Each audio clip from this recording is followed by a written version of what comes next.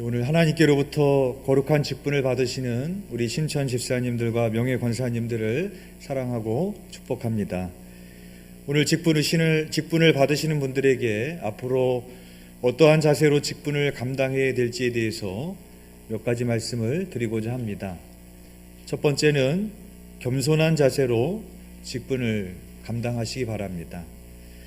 하나님께서 창조하신 이 세상의 모든 나무에는 공통점이 있습니다. 땅에서 나무 줄기가 올라오게 되면 그 나무 줄기에서 첫 번째 가지가 나옵니다.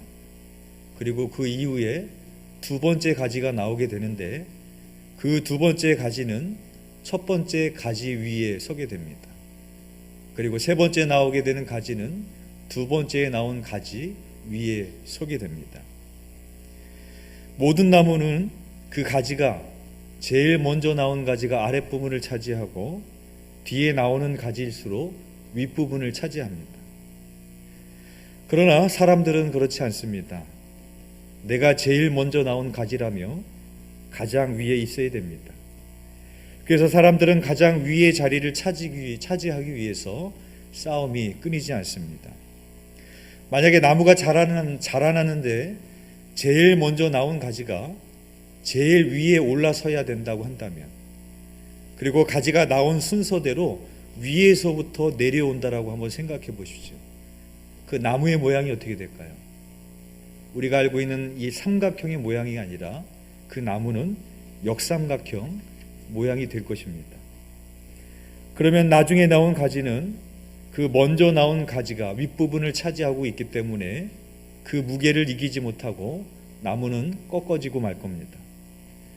나무가 비바람 속에서도 꺾이지 않고 든든하게 버틸 수 있는 이유는 먼저 나온 가지들이 든든하게 아랫부분을 지탱해 주기 때문입니다. 교회에서 왜 분란이 일어납니까? 내가 이 교회의 개척 멤버야. 나는 교회 건축할 때 건축헌금 제일 많이 했어. 내가 봉사 제일 많이 했어.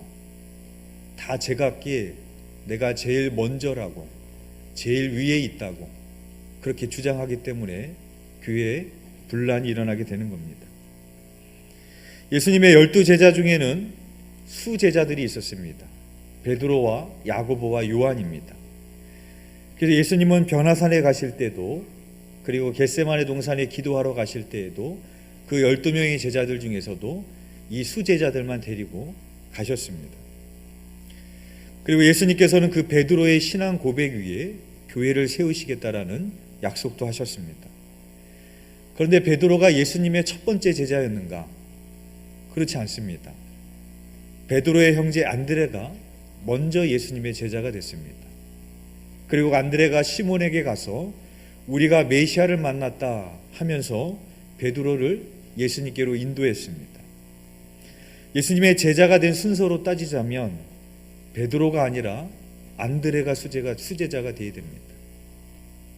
그러나 예수님은 안드레가 아니라 베드로를 수제자로 삼으셨습니다.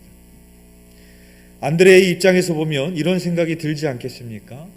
내가 제일 먼저 예수님의 제자가 됐는데, 내가 예수님의 제자 1호인데 왜 나를 수제자로 안 해주시는 거야? 그런 마음이 들 법하지 않습니까?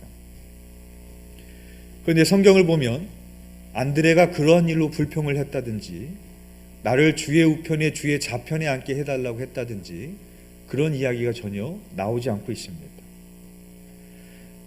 그 안드레의 이름이 많이 등장하지 않지만 안드레는 자에게 이를 불러주신 그 예수님의 직분을 겸손하게 잘 감당하는 사람이었다라는 것입니다.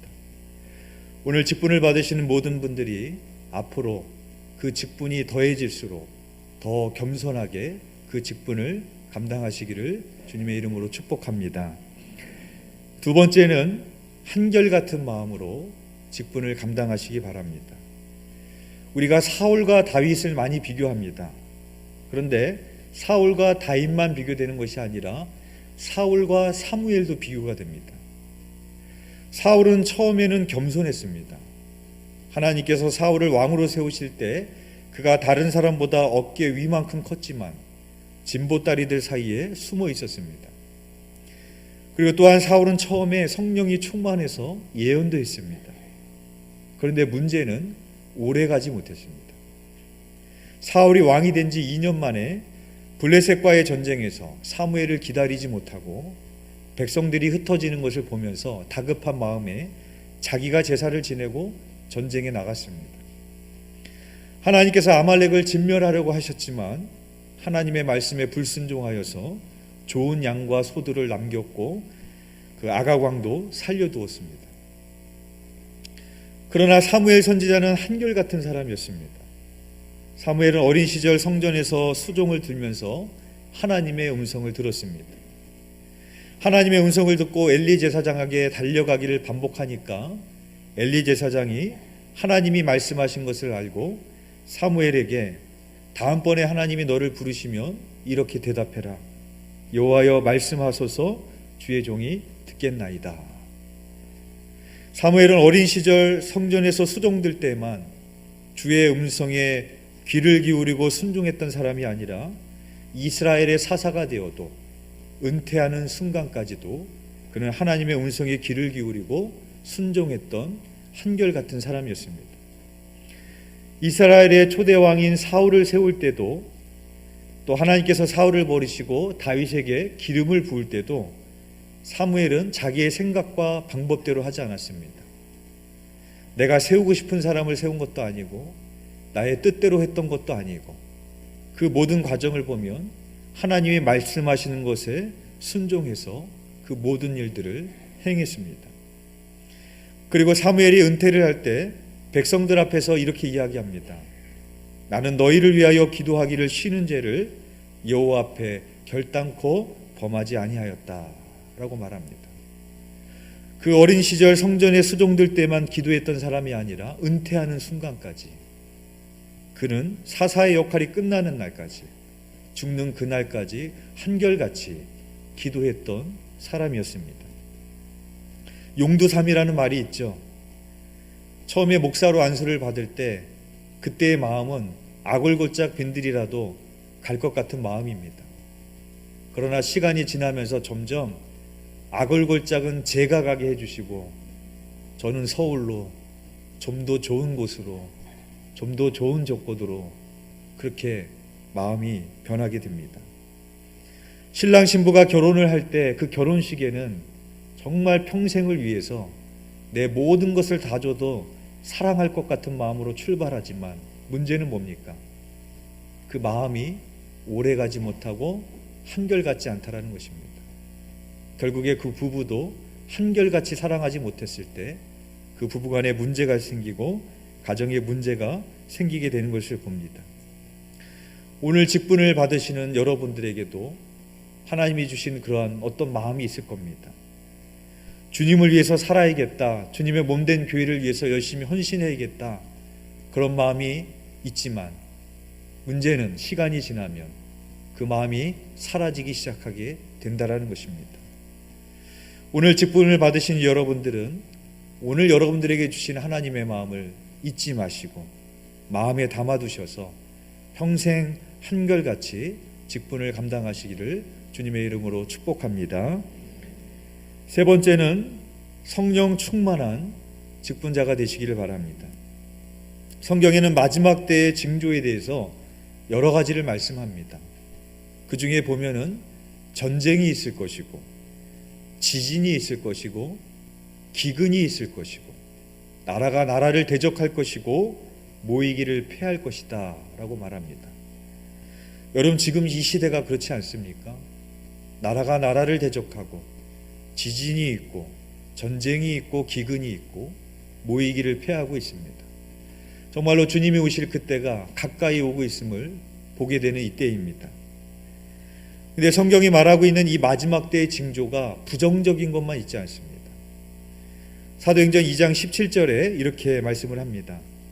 하나님이 말씀하시기를 말세에 내가 내 영을 모든 육체에 부어주리니 너희의 자녀들은 예언할 것이요 너희의 젊은이들은 환상을 보고 너희의 늙은이들은 꿈을 꾸리라.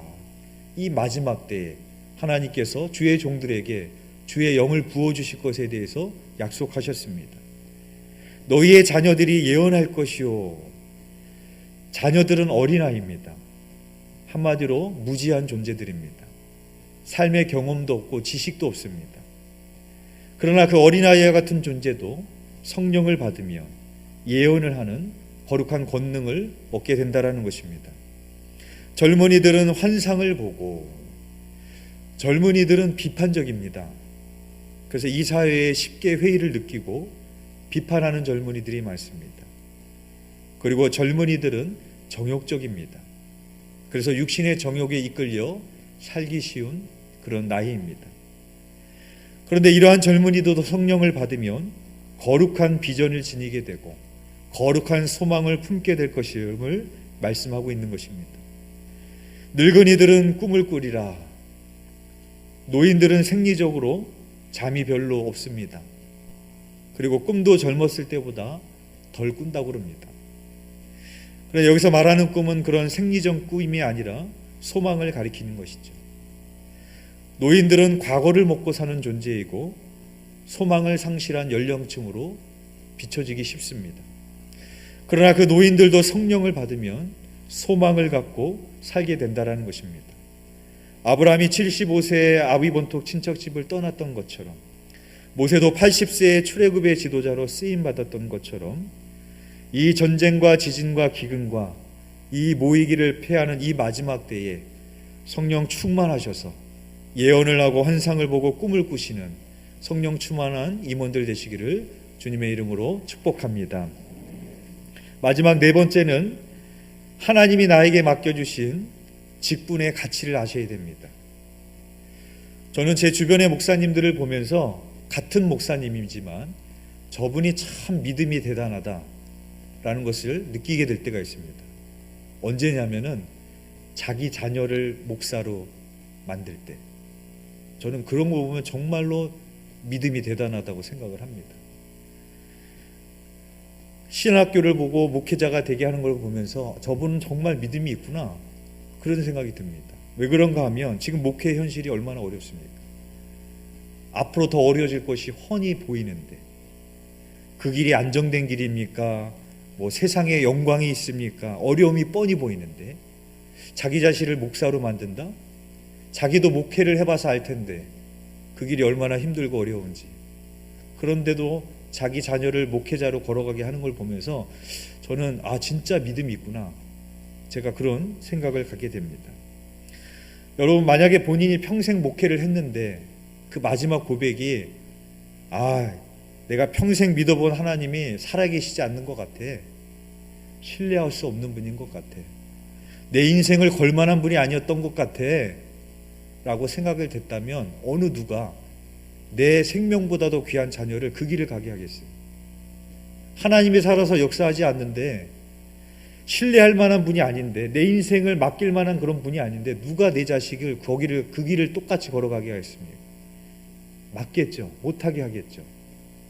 나는 해도 넌 하지 말아라. 막지 않겠습니까? 내가 그 길을 걸어가면서도 너무나 고생했고 세상에 영광도 없고 아글거짝 빈들을 걸었지만 그래도 그 자녀가 또 그 길을 걸어가게 할 수 있는 이유는 단 한 가지입니다. 하나님께서 살아서 역사하시기 때문입니다. 모세가 출애굽을 하러 가라. 그때 모세가 주여 내가 누구인가인데 아무것도 못합니다. 내가 뭘 할 수 있습니까? 그때 하나님의 대답은 한 가지입니다. 네가 뭐 말을 잘하고 능력이 있고 그것이 중요한 것이 아니라 나는 스스로 있는 자다. 내가 너와 함께 할 것이다. 그거 한 가지로 가는 겁니다. 모세가 왜 사명을 감당했느냐? 스스로 계신 그 하나님이 살아서 역사하시기 때문에 그 하나님이 함께 하시기 때문에 그 한 가지 때문에 모세는 출애굽이라는 바로왕에게 생명을 빼앗기지도 모르는 그 위험한 길을 걸어갔다라는 것입니다. 사도 바울이 서신에서 자기를 소개할 때 항상 이렇게 소개합니다. 나 예수 그리스도의 종 사도된 바울은. 나를 항상 어떻게 소개하는가 하면 나는 사도다. 사도된 바울이다. 바울이 자기 자신을 소개할 때 나는 어느 대학 나왔다. 나 어느 직장에 다녔었다. 우리 부모는 누구다. 나는 가말리엘의 제자야. 나는 히브리인 중에 히브리인이야. 나는 율법에 능통해. 이렇게 자기를 소개하지 않았습니다. 오히려 그런 것을 배설물로 여겼습니다. 바울은 자기 자신을 항상 소개할 때 나의 정체성은 뭐냐? 하나님이 나를 부르신, 하나님이 나를 세우신 사도된 바울은 항상 그 직분에 대한 가치를, 소명의 가치를 알고 있었습니다. 그리고 오늘 보면 갈라디아서 1장 1절에도 바울이 또 이렇게 소개하지 않습니까?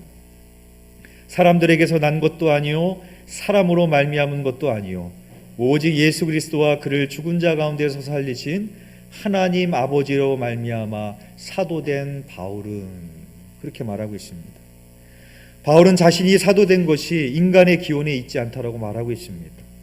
오직 자신이 사도됨을 나의 나된 것은 하나님의 있으며 하나님의 은혜라고 바울은 한결같이 그렇게 고백을 하고 있습니다. 직분은 목사님이 주는 게 아닙니다. 여러분이 오늘 직분을 받는 것은 기획위원회에서 결정해서 주는 것이 아닙니다. 하나님께서 누군가를 통해서 하나님께로부터 여러분들을 세우신 줄 믿습니다. 그래서 우리의 믿음을 부인할 수 없는 그런 모습이 있습니다. 그건 뭐냐면 첫 번째는 물질입니다. 그 물질을 사용하는 걸 보면은 그 사람의 믿음을 부인할 수 없어요. 속일 수 없어요. 또 한 가지는 뭐냐면은 그 사람이 받은 직분에 대한 태도입니다. 그래서 집사 권사를 받은 것을 마치 교회에서 부엌일하고 허드렛일 하는 정도로 생각하는 사람들이 있습니다. 하나님이 주셨는데 그 정도로 생각한다는 것은 내 믿음은 하나님을 그 정도로 생각하는 겁니다. 대통령이 나에게 무슨 장관을 맡기고 무슨 직책을 맡겼을 때 우리가 그렇게 할까요? 우리는 그렇게 하지 않을 겁니다. 자랑스러워 할 거고 열심히 할 겁니다. 근데 하나님이 나에게 주신 집사 권사가 뭐 나이가 되니까 받는 거고 뭐 부엌에서 좀 허드렛 일 하고 좀 헌금 좀 많이 하고 교회 좀 더 잘 나오라는 의미로 생각한다면 내가 믿는 하나님은 그 정도밖에 안 됩니다. 그런데 내가 주신 그 직분이 하나님이 나에게 주셨다라는 그런 믿음이 있으면 그 직분을 대하는 태도는 반드시 달라지게 되어 있습니다. 목사만 성직이 아닙니다. 집사, 권사도 하나님께서 세우신 성직입니다. 앞으로 귀한 성직을 잘 감당하시는 우리 신천 집사님과 명예 권사님 다 되시기를 주님의 이름으로 축원드립니다.